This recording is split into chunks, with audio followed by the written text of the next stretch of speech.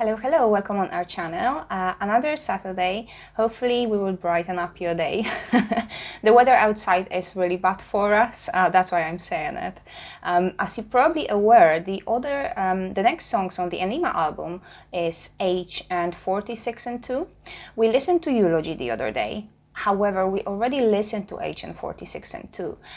So today I wanted to listen to something else. So the next songs in the album, Hooker with a Penis, and there is also a message to Harry Manback. Oh yeah, that's just before, yeah. Yes. So that's just, I mean, you'll see what it is. Yeah, so I made a list of songs on the album. I wanted to ask you for help if you don't mind as well, because what we have done is, after Hooker with a Penis, there's Intermission, Jimmy, the Van Satan, I think that's German title. We have Push It. Obviously, I've listened to Push It 2 versions, live and studio one. We have as well Cesaro Summability. That's also sound quite intriguing. The Anima, Minus Ions, and Third Eye. So that's what left on the album. So I've been thinking, because obviously I would like to listen to everything. And I've been thinking about the best way to kind of tackle these songs. I do know that Third Eye is quite lengthy, so probably I need to listen to it separately. But I'm quite open for any suggestions in respect of the other songs and how you would see it. Now, what we actually did before starting of this video, we've listened to 46 and 2 and H and our own reaction to it. It was quite fun. But I just wanted to, kind of refresh my memory, what we've been discussing previously, and to kind of remind and remember about the theme throughout that was about the personality aspect, the self-dialogue, and all those different emotions. What I noted as well is the fact that the technical side was quite bad, I'd say. Especially the sound. I was sounding much louder than yourself, and then the music was much louder than anything else. So yeah, I think it was pretty bad. I'm quite happy though that we can both actually see the improvement. So hopefully the improvement in the actual technical side of the video is something that will be continuously growing in a good way. And for now, let's start on with the message to Harry Manback and Hooker with a Penis. It's quite interesting title. I really wonder what is gonna be hidden behind the song, especially after Eulogy, where we focused a little bit of the religious aspect and the way the religion in general can impact people. What I've noted in the comments as well, I know I talk a little bit in this video before we started, but I just wanted to mention really that you've pointed out, some of you, that I shouldn't be kind of looking at the song, the Eulogy, closely from the religious perspective, and that there's still loads of psychological bit. So that's what I'm looking at really, and that's how I would like to look when I will be listening to this song. Especially that the title is really interesting, and I wonder how these two songs perhaps may interlink, if it's possible. So yeah, we'll see. I've done my part. Sorry, there was a lot of talking. That's fine. You have everything prepared? Yeah. Okay, so whenever you're ready. Lyrics. I have them prepared.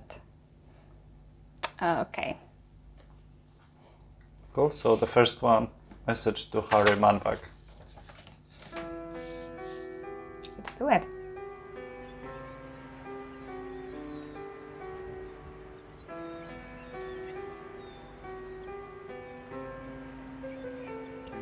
Figlio di puttana, sai che tu sei un pezzo di merda?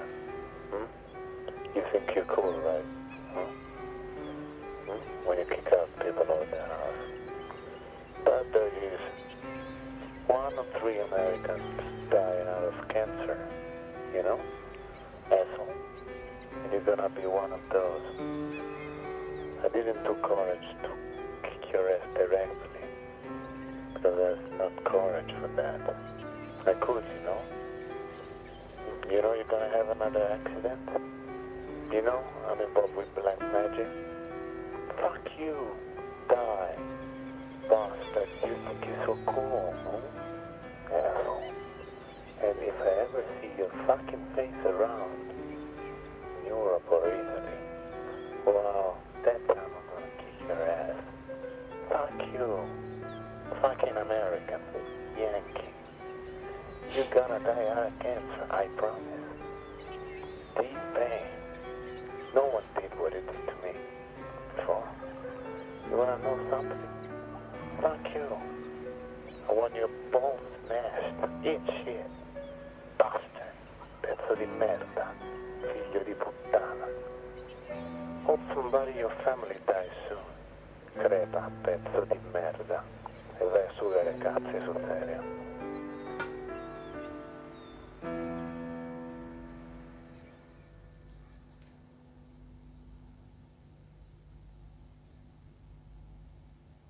Is that it?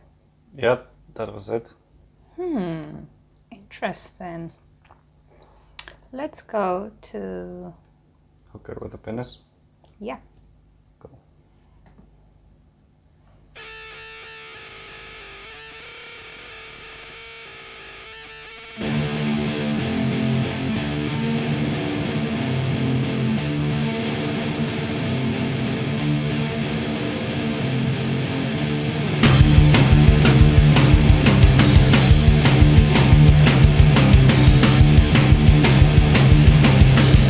Strong.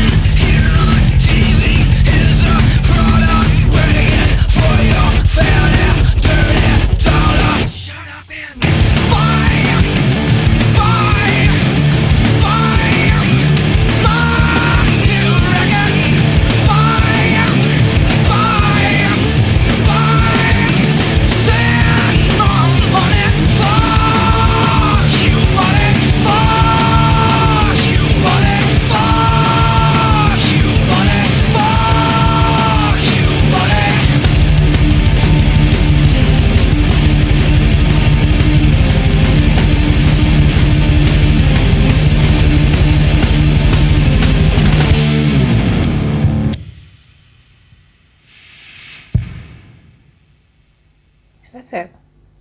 Yeah, just 3 more seconds. Oh. But I feel like this was a really short one.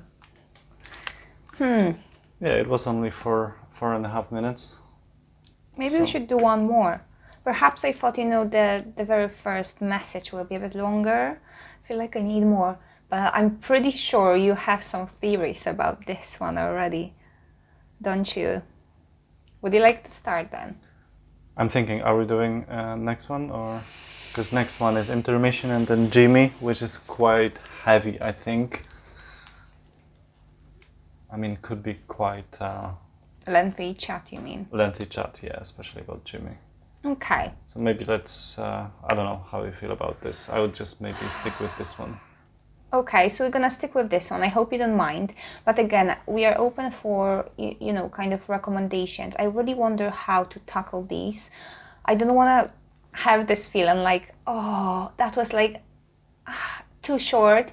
Obviously, not every single song is gonna be like 10 minutes long, but sometimes perhaps 2 songs in a row are better rather than one. But yeah, if that's a hard song and you send, the intermission is pretty short as well, isn't it? Because it's just intermission between 2 songs. So. Yeah, as the title suggests then. Okay. Yeah, let me know how to tackle these. I really would like, to be able to kind of analyze the song in detail, but also maybe listen to it a bit longer. You can always listen to some previous songs afterwards. Oh, yeah, of course. So yeah, let's crack on maybe. Yes, I feel you're gonna have some theories about this one. So would you like to start? So about message or about the... Both of them, whatever you So prefer. I don't know too much about message to Harry Manback. I've seen some people claiming that this is like a legit phone call or the message left on the phone for someone. But I'm not so sure about that. I don't know if it's confirmed or not. Sounds like an Italian person, like he has an Italian accent, doesn't he? The one who's leaving the message. Yeah, there was some, I think, Italian words as well. I actually opened up the lyrics for the message, and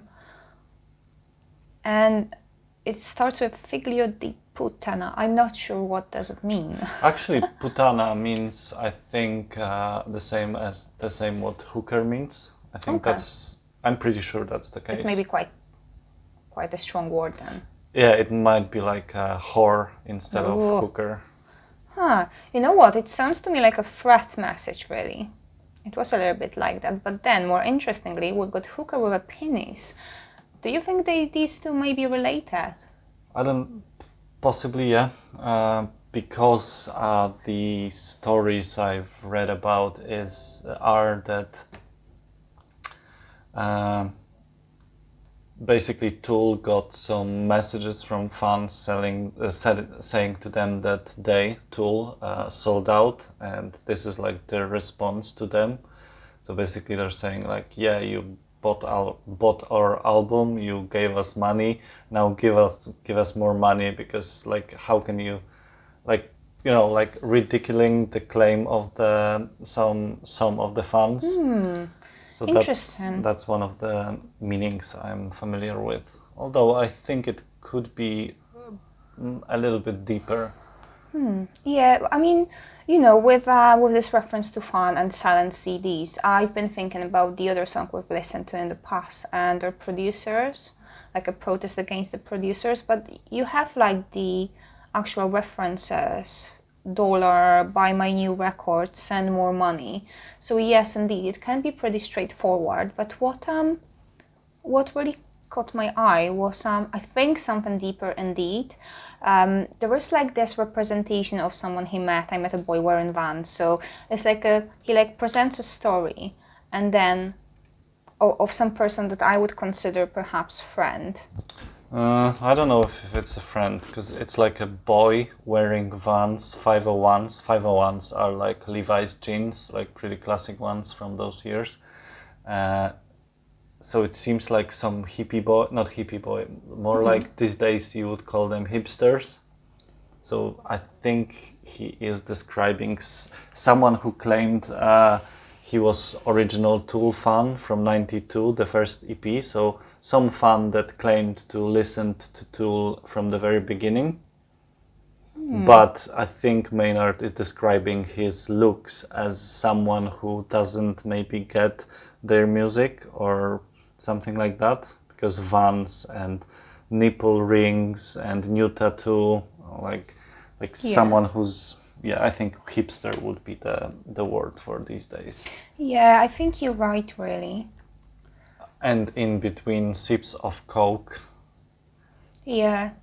So like he's trying to describe a person who is buying into consumptionism by wearing those Vans, 501s, Coke and so on.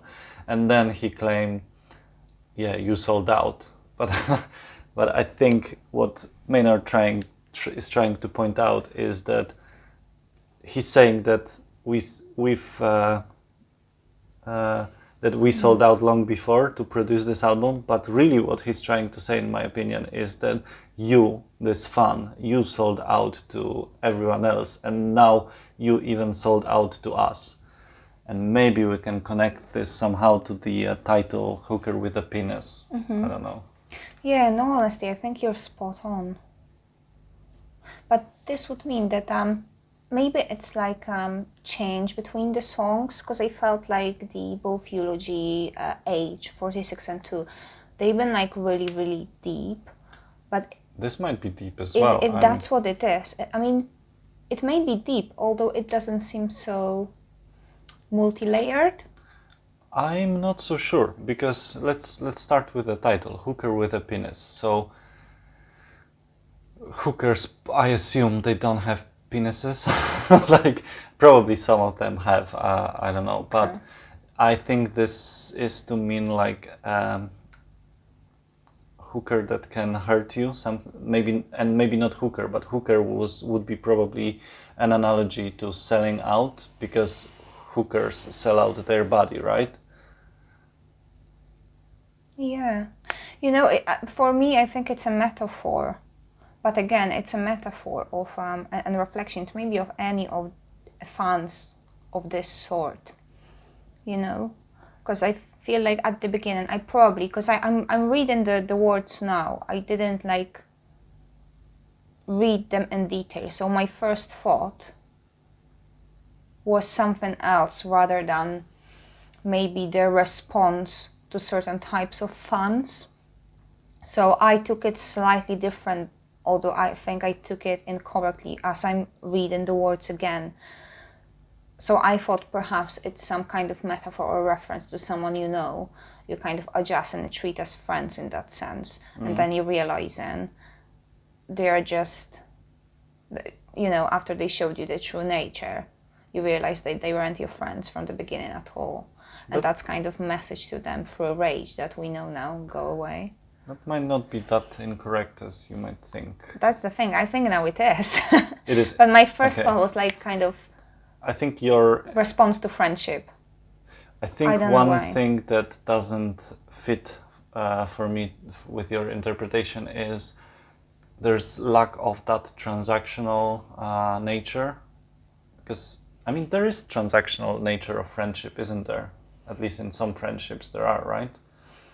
Because, like, hooker, it is transactional, right? Like you pay and someone gets the money, someone pays the money. Yeah, transactional in that sense. And then he sings about, you know, buying the record, sending money. So it's definitely, I'm thinking something in those terms, in the terms of transactions and like relationship based on kind of transactions. Like, because you know what, if you would just take off for a moment this whole knowledge about the message to your fans, if we'll just take it off for a second and try to consider as if we don't know it and the song may be about something completely different, what crosses my mind indeed is a representation of someone that we perceive as a friend for some time. And when you said transaction, what crosses my mind is the definition of friendship, the kind of philosophical one. Aristo gives pretty popular definition of friendship, and he makes a distinction about 3 different types of friendship. There's one for utility, one that is essentially that comes from the values, so that's the main one, and the other one is for, I think it was, would you mind to look it up? Just type in the Aristotle and types of friendship.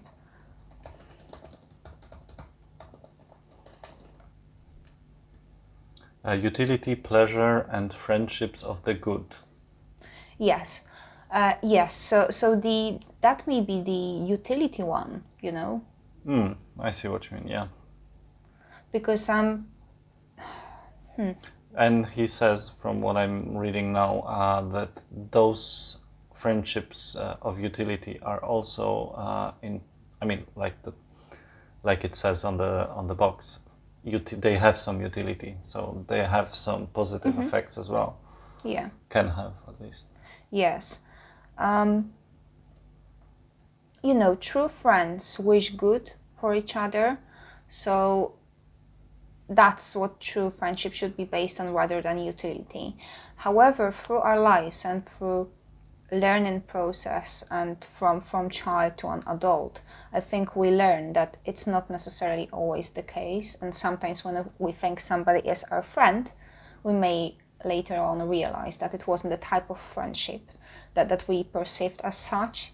Could it be a question from me, because I'm not familiar with those types of friendships, could this be asymmetrical? So can one side of the friendship relationship have it as a utility type of friendship, and the other person can have it for a pleasure, for example? Is it possible, or is it always symmetrical? I don't think it is. I don't think it is. If you look at your own experience, it can go in many different ways. But what I'm trying to say is that I don't think any of us would like to realize that the friendship that we perceived as a true friendship, and I'm not just saying that, you know, the actual friend of mine that I know from a kid, but I mean like any type of friend relationships that we have in our life. So the moment when we realize that perhaps the friendship we perceived as the true one is actually the utility type of friendship, but flowing from the other person, that's how we can react in the song. I see what you mean, yeah. So none of us would like to be a subject, I believe, of the utility friendship. I mean, looking at my own experience, I feel like the moment of realization that potentially you've been used, really, or somebody used you and pretend to be a friend for their own benefit, for example, that can be really hurtful. And that's how you can react, by making all those claims. But again, it just something doesn't click in here, especially now that I know that it was possibly about the fans. Yeah, I mean, that's interesting facts about friendships, and that would be a good conversation, I'm sure. I'm trying to read the lyrics into your initial interpretation. I'm having a hard time to actually do it, but I see some points. Like, I mean, fans, and it's not easy to understand, I assume, like to understand the relationship between an artist and their fans. Like, it must be quite unique, right? So that's a bold move from Tool, I think, to throw a song like that into some fans. Because what if some fans what if someone gets it the wrong way? Yeah, that's true. And you know, it comes to this coping mechanism that we discussed quite a lot in Agent 46 and 2. That's I feel maybe the singer and the whole band's coping mechanism with situations like this. The more popular you get, the more different views on your art you will get from different people. So you can't just expect having the type of fans that you would want to have in this sense. So that is a bold expression, you know, that is I think something that stands out. Not although I think in hip hop you can find a lot of similar expressions. Possibly. I haven't listened to a lot of hip hop recently, so I can say. I mean, like in general theme, and like looking at the history of hip hop as well. That may be it. It's like really expressive type of music, but I'm a bit stunned, to be honest, because I tried to find, and what would be the link to this message to Harry Manback? You know, have you got any theories? Because what I did, I tried not to look up too much about the message itself. I did. I think I loaded it up, and I looked at two like first pop-ups on Google, and there was some reference that was a message that somebody left on the actual voicemail. That was some kind of a threat, or there was another one saying that was some kind of friend of the band member as well, if I'm correct. So yeah, that's what on Toolshed FAQ is message to Harry Manback an actual phone message. Yep, someone left someone a threat. Yes, they actually meant it as a threat.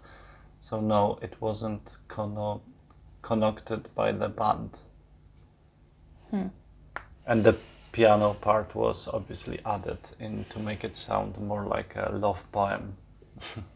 Yeah, but you know what? The more I'm reading the lyrics, the more I see like there's so many references to the actual making records, and like the reference to the fans, really, you can say. I sold my soul to make a record, and you bought one. So it's really literal as well. So that may be one of those songs that... This is literal, but the title isn't literal, I think. I think there's something in that title. Like it may be a metaphor, you know, of these two-faced people, really. That's why I kind of thought about friendship again. Maybe not... We can go a bit wider. Not even a friendship, but the relationship you have with people that are surrounding you, maybe. You know? So it's somebody who sells themselves short, or is two-faced in that sense, or trying to, you know, act in a certain way towards you to get certain benefits. But to be honest, I don't think there will be much more other than this as I'm reading it now. It's definitely, you know, on the we can say a few words about musical side of things as well, because it was really strong. It was a nice listen. I probably wouldn't score it as high as Agent 46 and 2. No. But it's honesty. Very good to listen, like you said. It's like it has an energy, and technically it's great, I think. So for just listening, it's amazing song. Yeah. Like if you need some power. Yeah, and if for example you need to, you know, have some hard task in front of you, it can give you this boost. But you know what? I'm thinking maybe there is actually something. I keep thinking of it. Only because of the songs we've listened to already, they usually are part of one greater story, or maybe it's just, you know, me and I'm just looking for something that isn't there.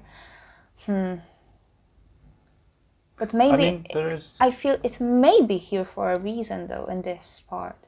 There is this part. So I've got some advice for you, little buddy. Before you point a finger, you should know that I'm the man. If I'm the fucking man, then you're the fucking man as well.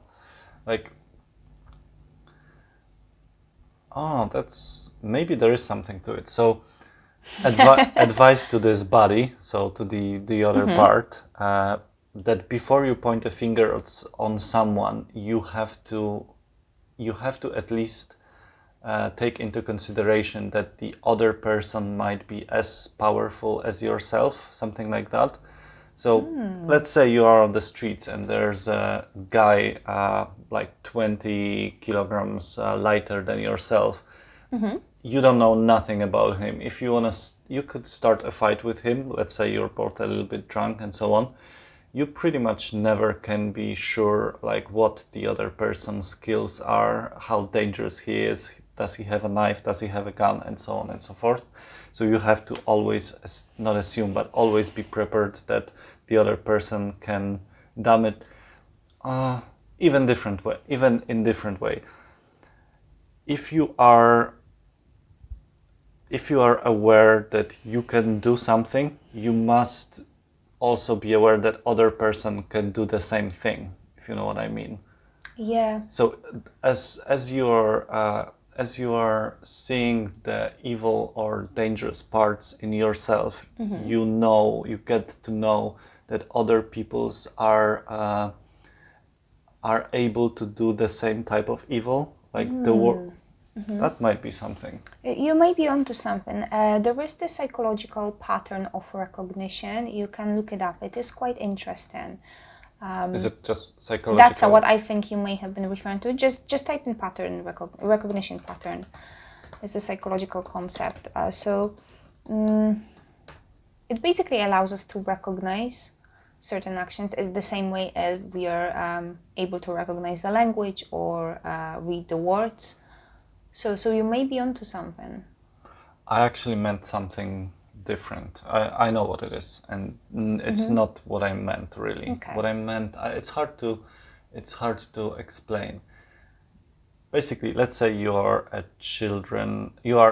kid that is quite innocent. He never done any harm to anyone, but one day you realize that, let's say you broke your leg. That's a good example. You broke your leg and you feel pain. Now you know for sure that other people will feel pain as well when you break their leg. That's what I meant. Oh, okay.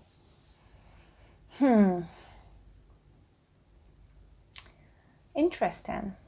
Although I may be a bit disappointed, but I mean, don't get me wrong, I may be disappointed with myself. Maybe my expectations are really, really, really high now, but at the end of the day, it's not all about words. It's also about the music, the way you take on. It was really good listen. Again, I wouldn't score it, on my two hierarchy list as probably as high as HN46 and 2 or Eulogy. But I wonder whether there is something. Let me know what your thoughts are. I'm pretty sure we're gonna learn a lot from the comments. It still gave us... You may critique me on this one. It might be shallow, but it still gave us quite a good conversation, Yeah. I think. Yeah, it did, I mean, at the end of the day, it's still, even if it's like, pointing finger to those type of fans, it is a bold move. And maybe it was in this part, it's more or less in the middle of the album as well, isn't it? Yeah. I'd say. So it may be here for a reason. And it may give those fans also time to to think whether they still want to go and listen to the rest of the album now. Maybe that's like underlying message. In any event, definitely the title is a metaphor, I'd say. And you may be onto something. So yeah, before we go, unless there's anything you would like to add, really. No, I don't think so. I think we will have more conversations about this song later on, off the camera. I mean, I'm off the camera anyway. But, or maybe in the comments section. Yeah, I absolutely love all the comments. Thank you so much for being with us. We actually hit 1,500 subscriptions, so I'm really grateful to you all, and I will be really grateful if you want to critique this whole video. Please feel free to do so. I feel a little bit disappointed with myself, to be honest, for some reason. I don't know. I just feel a bit disappointed that I can't find anything else, but maybe I shouldn't really look for it. You know what I mean? It's weird. just send more money. Oh God, no, that's not what I meant. But it happens, I guess. I'm still looking forward to the rest of the album, and maybe by listening to the rest of the album, we're gonna have some reflection on this song. And maybe I just set up my expectations, even not too high, but just somewhere else. It happens.